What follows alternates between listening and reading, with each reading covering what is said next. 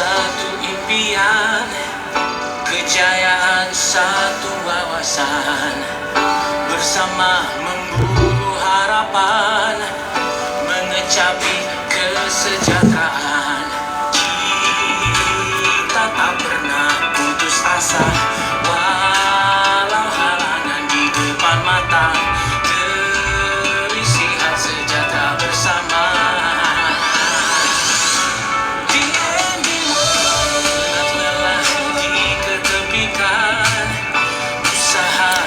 Baik, Assalamualaikum warahmatullahi wabarakatuh. Semua sudah bersedia untuk satu lagi majlis ilmu pada petang hari Sabtu.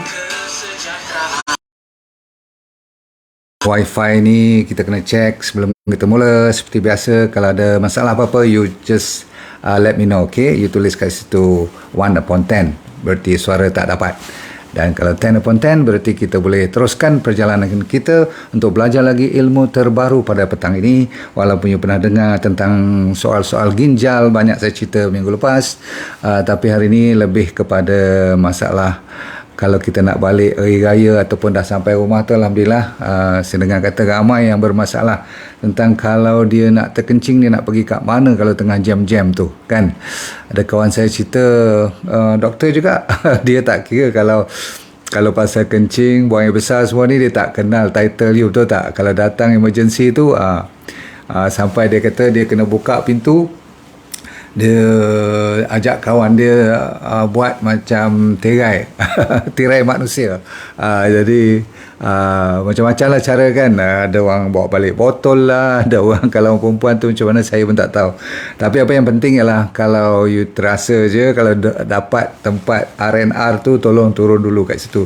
Jangan kata nanti dululah, kita pergi the next one, tunggu next one pun jam lagi, betul tak?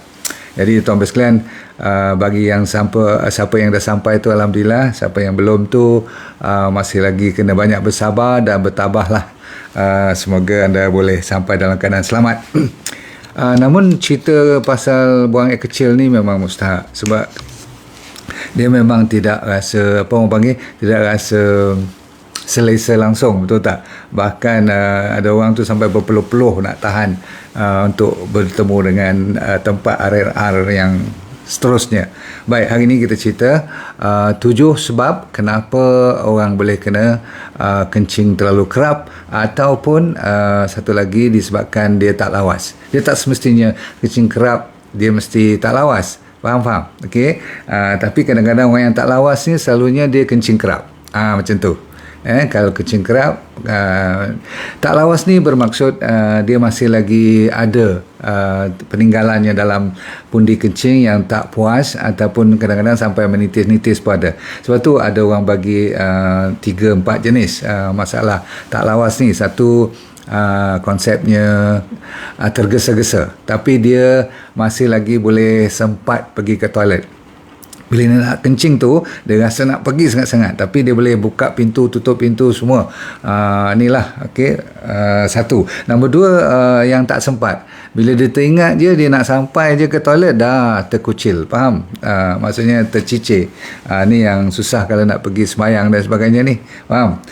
Okey, next one ialah disebabkan masalah stres.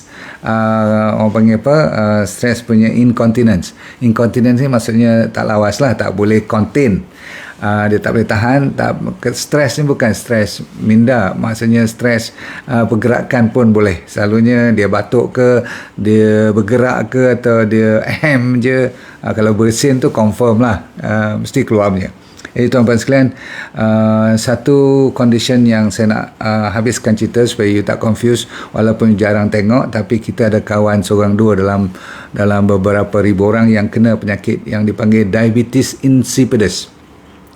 Diabetes insipidus ni adalah bukan masalah kencing manis, tetapi dia merupakan disebabkan hypothalamus. Ada satu bahagian otak kita yang kontrol satu hormon yang mempertahankan supaya kita boleh tahan kencing.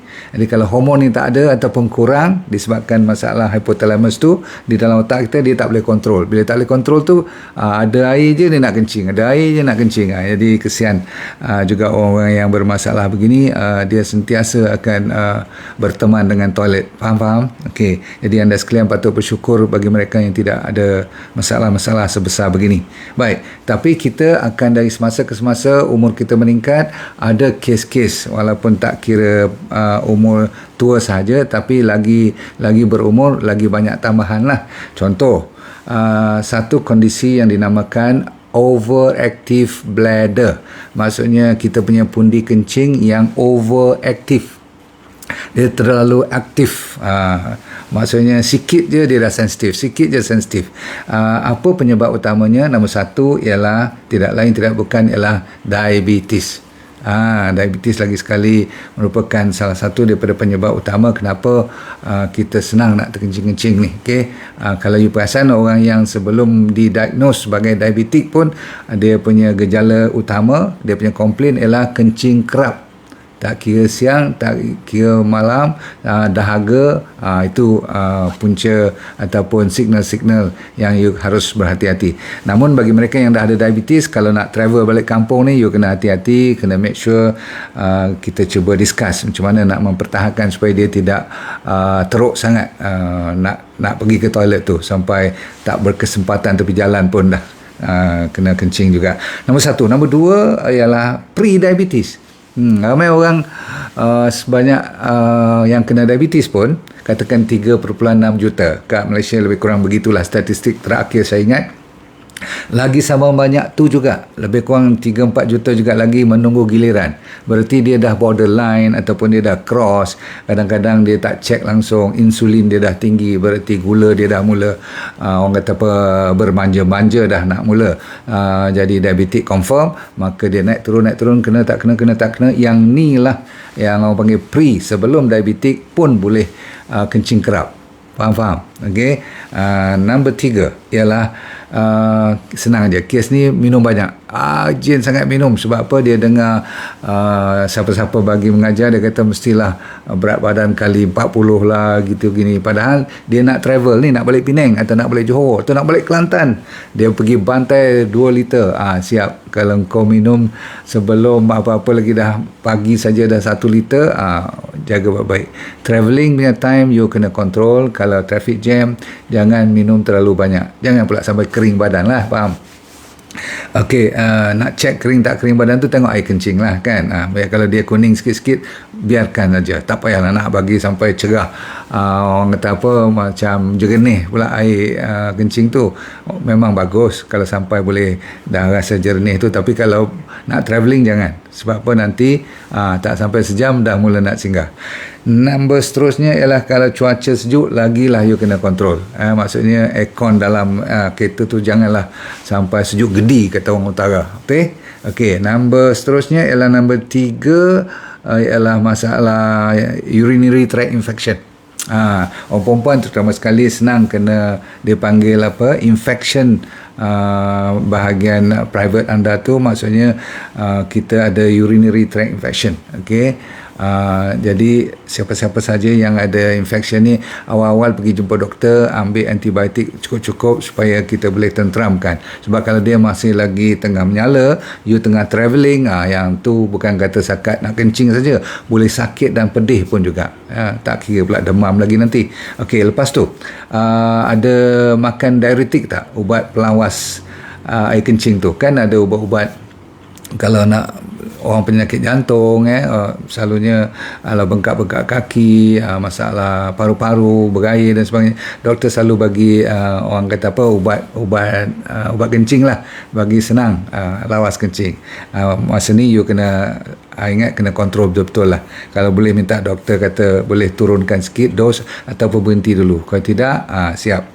Okey, dan ubat-ubatan lain lah, setengah orang ambil ubat lithium ataupun ubat ni anti stress, anti mental disorder, semua ni anti kemurungan tu. Kadang-kadang ubat-ubat tu pun boleh senang terlalu lawas pula kencing nanti. Okey, kalau lawas betul tak apa, boleh clear terus. Tapi masalah hari ni kita cerita ni, dia tak lawas. Kalau saya kata lawas kencing tu habis-habislah, tetapi dia nak lagi, tak sampai setengah jam, 15 minit nak lagi, yang tu yang bermasalah, tak lawas. Okey, baik, seterusnya kidney stone. Batu karang confirm kalau dia masih lagi bergerak ke sana ke sini lah, itu lagi dahsyat. Dia duduk dalam pundi kencing tu kan, bila dia nak turun ke urethra tu, maka kat situlah dia senang mengganggu saraf-saraf kat situ, cuit sikit je nak terkencing balik. Aduh. Okey, lepas tu orang lelaki prostate problem lah. Selalunya atas pada umur 45, dia dah mula buat perangai lah. 50 tu kadang-kadang orang kata 50% chance you kena prostate enlargement. Tak semestinya kena cancer lah. Kalau umur 60 tu confirm kadang-kadang orang kata 60% chance untuk kena prostate enlargement.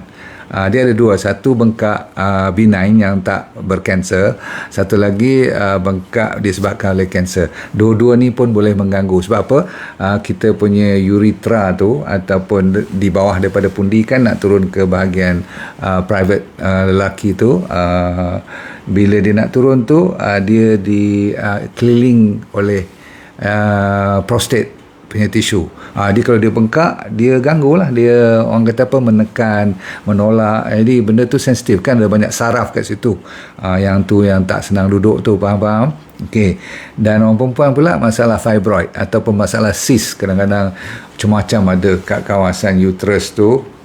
Bila dia tolak ke atas kan, pundi kencing tu dekat ke atas tu je, dia akan apa orang panggil, mengganggu rasa nak kencing tu amat kerap sekali. Kalau dah gemuk, berhati-hati. Kalau tengah sembelit, kadang-kadang pun ganggu juga. Sebab tu you perasan tak, lepas you buang air besar, kadang-kadang you buang air kecil, betul? Sebab apa? Dia dah lega. Perasan tak? Lepas tu kalau kita menopausal yang dah 50 ke atas ni, kalau dah haid tak ada, kadang-kadang estrogen kita turun. Estrogen pun memainkan peranan untuk kontrol kita punya urination ni. Dan akhir sekali kalau you ada infection bahagian ni lah, faraj dan sebagainya, ataupun anda yang makan kafein lebih-lebihan. Kafein, saya tak kata kopi saja, semua yang berkafein lah, benda-benda bercoklat banyak sangat, atau teh pun boleh, minuman-minuman seperti coke dan sebagainya yang ada kafein, energy drink, semua tu kalau pun buat dia punya tin tu kecil, dia akan cepat nak kencing balik nanti. Okey, itu antara penyebab utama. Dan saya nasihatkan bagi mereka yang nak travel, belum lagi travel ni, tolong jangan, kalau tengah travel, kalau nak mempertahankan supaya kencing tu tak lebih teruk, cuba alihkan you punya fokus tu. Jangan nak fikir panik pasal nak kencing je. You dah tahu masalah you sebenarnya. Sebelum you travel ni pun you dah ada mungkin 3-4 bulan atau 3-4 tahun lepas dah memang isu ni. You ada pengalaman pun, maka you cuba fokus bawa kalau bawa family senang sikit, sembang-sembang dengan isteri ke ataupun dengan anak-anak supaya tidak fokus kepada masalah you. Faham? Satu. Nombor dua, cuba gerakkan badan tu supaya dia ada posisi yang agak selesa supaya tak rasa tertekan kat pelvis tu, ke atas pada pubic bone tu. Jaga baik-baik, you lega, okey. Dan kalau boleh jangan, kalau you tak tahan sangat-sangat, cuba tengok pokok ke apa-apa dalam perjalanan, nak berjalan ke toilet tu pun jangan tengok sign toilet kat situ. Okey, tahu kata okey kat sini mesti ada toilet, dah cukup. Tapi jangan tengok gambar orang ni lah, design lelaki perempuan tu kan, toilet tu. Sebab otak kita ni dia very sensitive. Terutama sekali mereka yang dah nak terkencing, you pergi tengok pula gambar tu semua, air pula lagi you tengok, jangan dengar bunyi air pun, lagi dahsyat. Okey, baik, apa yang you kena buat, boleh tak kita share sementara you nak confirm dengan doktor you, nak betulkan balik masalah kencing you. Okey, kadang-kadang kena makan ubat dan sebagainya, tapi secara di rumah ataupun gaya hidup you sekarang ni, haruslah paling mustahil lah tak mau gula. Gula menarik air turun. Berarti kalau dia banyak gula dalam badan, dia nak kencing lebih, maka gula tu pun akan jadi penarik utama air. Bila dia tarik lagi cepat dia keluar lah, nak keluar. Itu yang bahayanya, tak tahan-tahan. Seterusnya, so gula no. Okey, yang saya kata makanan yang rendah daripada adanya bahan-bahan yang berkarbohidrat yang refined. So jangan ambil gula-gula ataupun susu ataupun soya. Tiga-tiga ni tak boleh untuk perjalanan you lah. Satu lagi, kalau you masih lagi tak naik kereta ataupun tak tak pergi lagi, you boleh kat rumah amalkan celery. Saya selalu ajar you kan, minuman celery juice yang betul-betul pure. Buat air teh daun salam campur dengan madu dengan lemon. Saya ulang, lemon, madu, daun salam, cun bang, buat teh tu. Lepas tu selalu saya cerita air bali dan campur dengan pandan pun boleh, dengan madu. Cuba jangan terlalu banyak minum air kosong semasa you nak travel ni. Ini antara cara untuk untuk melawaskan kencing, sebab you nak kena buang air kencing tu sebelum you travel. Boleh? Jangan nak travel, nak masuk kereta, you start minum air celery ke, air kopi ke, siap. Tak bagus. Itu cara yang salah. Lepas tu diet you amalkan. Katakan you nak balik lagi 2 hari ni, you dah mula tak ada lagi dah makanan yang bergula, makanan yang bersusu dan banyak sangat daging. Dan saya nak recommend you, kopi ni ada teh yang you boleh minum supaya dia kurang sikit nak rasa kencing tu. Satu nama D-Manos, MANNOSE. Ambil 1500 mg, ada jual. You check dekat online ke, D-Manos, dalam bentuk you boleh makan lah, atau you boleh minum ni. Nombor 2, satu lagi dipanggil Kohki Tea, KOHKI. Saya ulang lagi sekali, KOHKI. You just type aja KOHKI tu. Kalau you bermasalah ni, cuba tengok. Jangan cuba besok nak balik, hari ni try. Maksudnya try lah 2-3 hari sebelum you balik tu. Lepas tu kuaci. Kalau nak sembang kat rumah ke, ambil beberapa bungkus kuaci, ataupun sekarang ni yang dah dikupas, ambil lah 2-3 sudu besar satu hari. Kuaci yang labu tu. Sekarang mana ada kuaci hitam tu, ada lagi ke kuaci yang kena gigit dalam pengoyang tu? Itu zaman saya. You all pernah makan tak kuaci hitam tu? Kan? Jenuh kan? Pandai pula tu, tak tengok apa pun. Habis kat bawah lantai pengoyang tu, penuh dengan kuaci je. Betul? Right. Saw Palmetto, yang ni boleh beli suplemen, satu herba yang bagus untuk menahan kencing. Saw Palmetto, SAWPALMETTO. Boleh copy? Right. Lepas tu satu lagi, kalau tak ada saw palmetto, dia kata dia recommend L-arginine. Boleh. L-arginine pun boleh mempertahankan sedikit daripada you terlalu terkucil-kucil tu. L-arginine, L.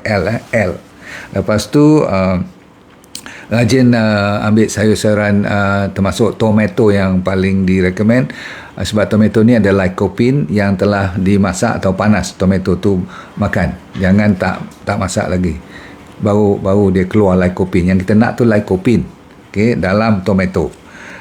Dan akhir sekali, yang suplemen yang wajib untuk kita ni yang bermasalah urinary problem ni ialah D3K2, lebih kurang 10,000 ataupun minimum 5,000 international unit. Lepas tu sacha inchi oil yang DND369 tu, yang pure punya kalau boleh. Dan last sekali ialah you ambil olive oil. Kalau tak ada olive oil, ambil virgin coconut oil pun boleh. Minyak-minyak yang bagus, termasuk buah seperti avocado. Anywhere you go, siapkan avocado lah, senang. Dan bila nak makan, pastikan sayuran yang menghijau lebih daripada biasa. Saya ulang, sebab kita nak fiber, nak kontrol balik kita punya masalah kencing tu. Semua-semua ni saya cerita tinggi dengan potasium. Makanan yang banyak magnesium pun banyak potasium, so no problem. Dan terutama sekali avocado, ataupun pisang, no problem. Ada soalan apa-apa, you boleh type kat bawah. Nanti saya ataupun doktor-doktor saya akan cuba check dan cuba jawab. Kalau terlambat jangan marah. Banyak sangat sekarang kereta api laju. Saya nampak ramai dah mula bersedia untuk nak beraya ni. Kurang kemasukan untuk melihat, tapi tak apa. You later you boleh datang balik join saya, tengok lagi dan baca. Dan tolong share dengan kawan, boleh? So tekan love, like and share dan sebarkan seramai mungkin. Semoga anda sehat walafiat, berhati-hati, syukur dapat jumpa dengan family, alhamdulillah, dan semoga anda sentiasa pandai let go and feel good all the time. Terima kasih. Assalamualaikum warahmatullahi wabarakatuh. Saya ucap selamat hari raya awal-awal, boleh tak? Saya ingat nak bagi tahu besok, tapi kita kan tak tahu panjang umur ke pendek umur, maka hari ini saya mengucapkan selamat hari raya Aidilfitri, maaf zahir batin. Bye.